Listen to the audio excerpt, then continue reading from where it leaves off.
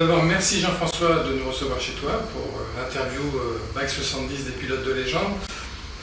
On va commencer par le début, si tu veux bien. Merci à vous aussi d'avoir pris le temps de venir voir un ancien. Et puis Philippe Michel qui est fort pris par ses restaurations chez lui et qui consacre son lundi pour venir faire l'interview de son copain. Voilà, donc le début, d'où m'est venue la passion de la compétition.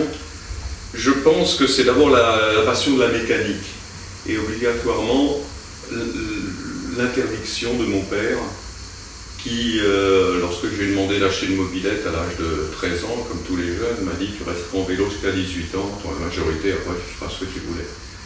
Donc obligatoirement l'interdiction c'était dur. Et j'en voulais une quand même, parce que tous mes copains en avaient, et je me rappelle c'était dur en vélo de monter jusqu'à hier, de pédaler, etc.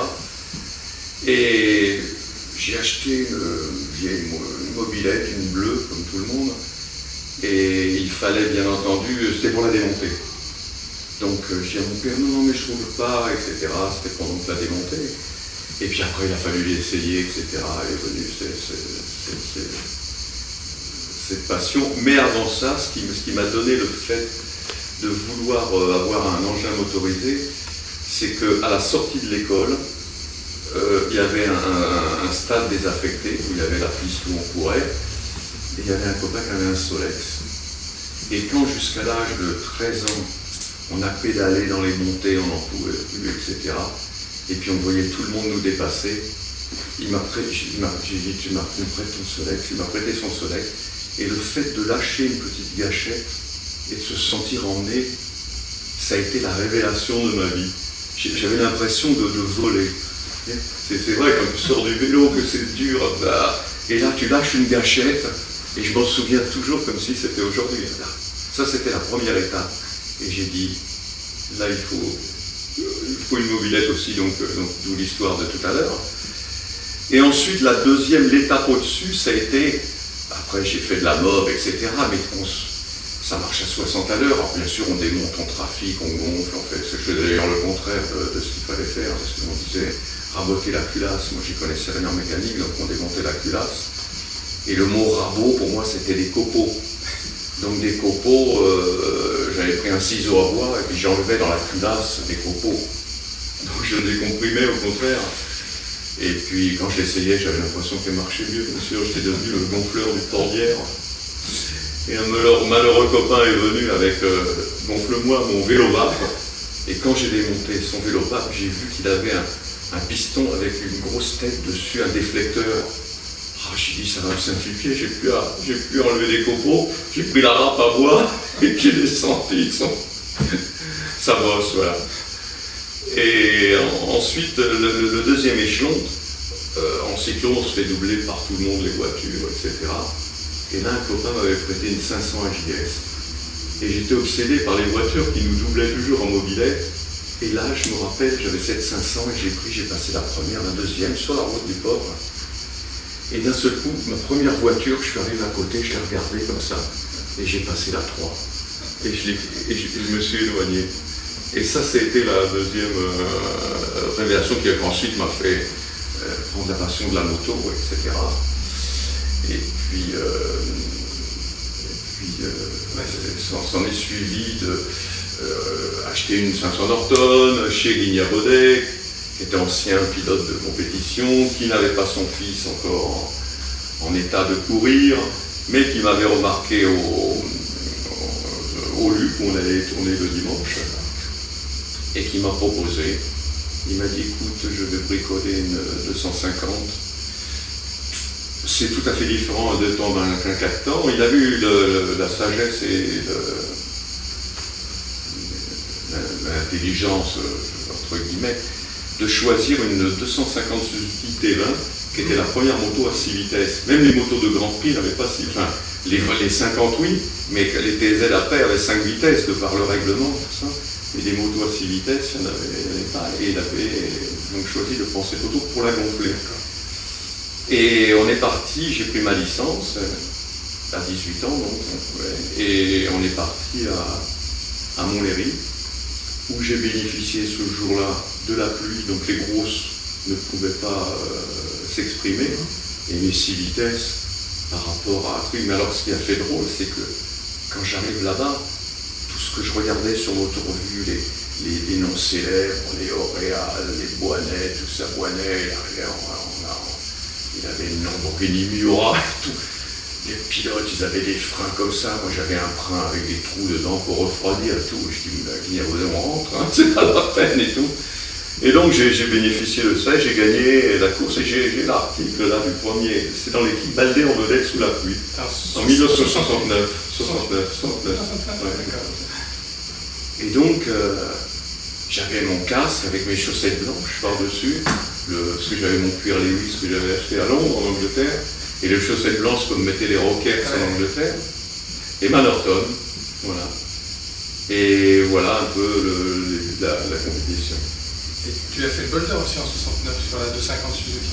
Alors, on a fait le boulder avec la 250. J'avais déjà fait quelques courses du championnat de France.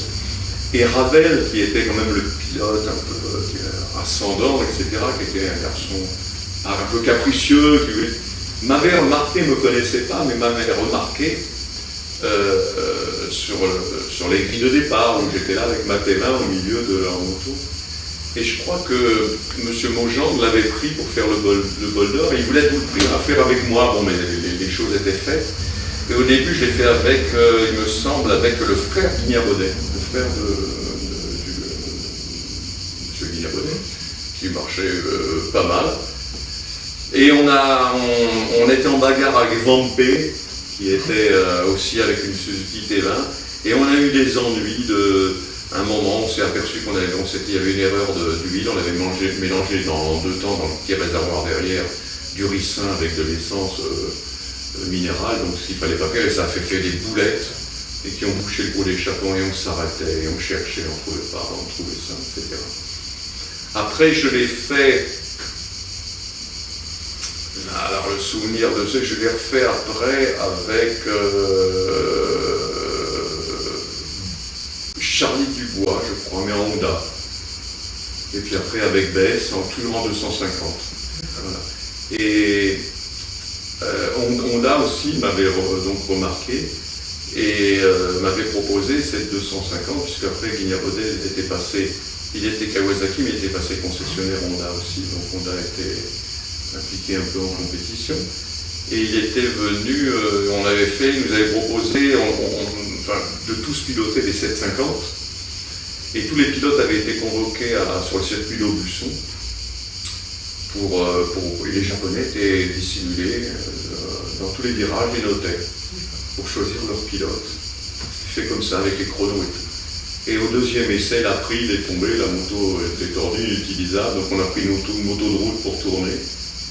Et j'avais été sélectionné en 250, qui était une moto à 6 vitesses encore, qui avait le frein de la 6 cylindres de Michael Wood, une belle moto mais qui n'avançait pas, quoi, comme les CB 250.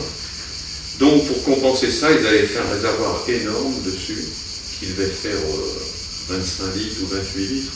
Et comme ça ne consommait pas, on faisait les relais de 2h30. Et je me rappelle enfin le truc, on soulevait de la moto pour descendre. Alors que tout le monde nous tournait autour. Il y avait des 80 Kawasaki qui étaient des abeilles qui étaient engagés aux 1000 km du Mans. Je crois qu'ils nous passaient. Et nous, avec cette 250, et au final, on était vachement bien placés. Je crois qu'on a fait premier en 250 avec cette Honda. Par contre, on était un peu bloqués quand on descendait de la moto. Tu parles du 1000 km du Mans, c'était aussi tes premières grandes victoires avec Christian Léon, je crois. Non. On l'a essayé avec Christian Léon, mais avec l'H2R, mais les vibrations avaient cassé le cadre, donc on n'avait plus. Mes premières victoires, c'était, des fois je peux me tromper un petit peu dans ce truc, mais c'était avec Gilles Husson. D'accord. Avec Gilles Husson, Kawasaki nous avait prêté, fait courir sur une Godier genou. Et on a gagné. Alors, j'avais gagné d'abord les 10 heures de Montlhéry avec. Je me rappelle plus. le deuxième pilote en 250, ça avait été Cholet. Un pilote s'appelait Cholet. En 250, là, on avait gagné en 250, on avait eu les ennuis avec une T20. Et ensuite, j'ai gagné avec... Oh, faudrait que je recherche, je suis vraiment désolé. Les 1000 km du Mans, mais qui pouvaient être aussi avec les 10 heures de Montlhéry, les 1000 km du Mans. C'était deux pilotes différents parce que un des deux n'a pas été champion de France d'endurance, alors que moi j'y étais, parce qu'il y avait 3 courses pour ce championnat, les 1000 km du Mans, les 10 heures de Montlhéry et le Bol d'Or. Et comme j'ai gagné les deux, j'avais suffisamment de points pour être champion de France d'endurance. Et avec Gilles Husson, ça a été une super... On était contents, on était heureux, parce qu'on était connus et tout, c'était bien. Voilà, et voilà mes débuts. Et puis on est toujours au début des années 70, tu attaques finalement les Grands Prix en 73, je crois, pour le Grand Prix de France, tu fais même 8e de mémoire. Alors, peut-être mieux que ça. Le Grand Prix de France, j'avais acheté une HAR avec Guignan Baudet, on l'avait peut-être acheté à 2, ou je sais pas quoi. Bon, Christian Léon aussi, mais lui, Kawasaki avait investi sur lui parce qu'il était bien meilleur pilote que moi. Et j'avais fait ce premier Grand Prix, mais je me rappelle autant, ce soir, on se trouvait confrontés aux pilotes d'époque, et pour avoir des primes de départ, il n'y avait pas tellement de 500, et pour faire le plateau 500, il y a beaucoup de pilotes qui changeaient la course des 350 Yamaha pour les transformer en 354, et pour courir en 500, parce que la catégorie 500, c'est les 351 à 500, et il y avait notamment Billy Nelson, qui était un fin metteur au point, et je me suis bagarré toute la course avec Billy Nelson, qui me passait en ligne droite avec sa 351, alors moi j'avais la 500 HR, c'est paradoxal, mais c'était comme ça. Et comme je connaissais un peu plus Ricard que lui, parce que le circuit, et je le repassais toujours au double droite du bosset, et finalement j'ai fini devant lui. Et je crois que c'était Ago qui était en tête, qui est tombé à la chicane au bout, donc Saarinen avait gagné. Deuxième c'était Kanaya, Yamaha Usine.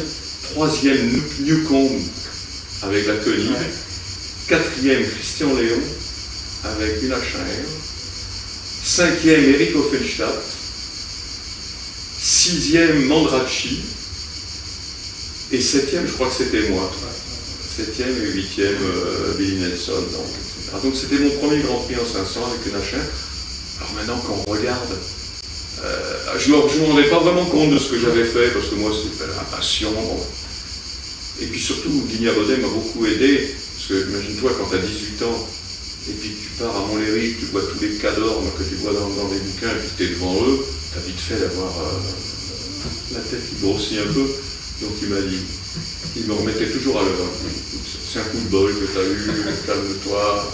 Et c'est bien, ça m'a beaucoup servi, etc. Et là, quand tu fais pour ton premier Grand Prix 7e, maintenant, si Zarco, il a fait au premier Grand Prix là, ça a été la révolution. Bon, moi j'ai fait 7e, bon, il y avait, mon tout était moins, il n'y avait pas tant de ralentissement. Mais finalement, non, avec le recul, c'est quand même un exploit. C'est quand même pas mal, voilà. Mais ensuite, les HR se sont trouvés dépassés, donc elles l'étaient déjà à ce moment-là, Kawasaki s'est arrêté de faire le développement. Donc il ne restait plus que pour courir la TZ. Et en 74, donc Guignan Baudet, on s'est séparés puisque lui, son fils est arrivé, donc il s'occupait de son fils avec des petits 125. Et puis comme il n'était pas Yamaha, j'ai acheté ma première TZ.